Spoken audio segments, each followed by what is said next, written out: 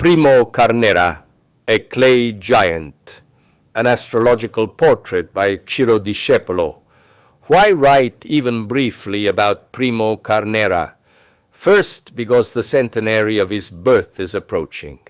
Second, to respond to the kind gift of a friend and colleague who knows how passionate I am about biographies, especially when they concern figures with fairly precise birth dates.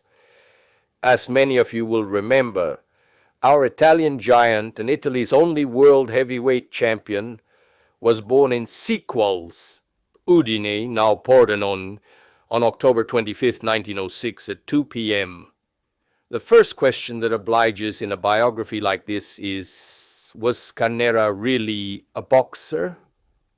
Beyond his gigantic stature and powerful, virtually murderous muscles, was he really a man with a bad temper, born to smash his opponents' faces? For goodness sake, let's say right away, to avoid unnecessary controversy, that boxers are good people, etc., etc. But let's also say that they don't write verses for their opponents, but at best bruise their noses.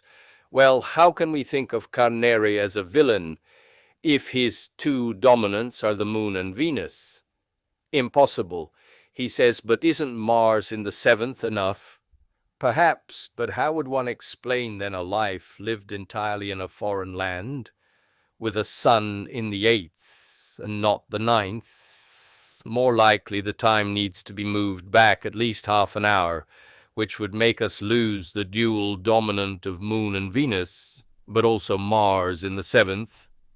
This would suggest a dominant Mercurio, and perhaps this is credible, given that he appears to have been played, through naivety or superficiality, by more than one of his pushers, unbeknownst to him.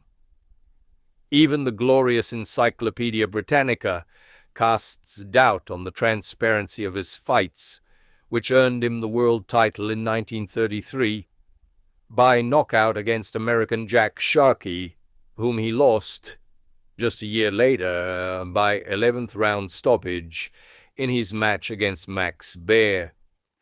The epilogue is quite sad, especially considering the great honors immediately withdrawn by fascist Italy, which had praised him 12 months earlier.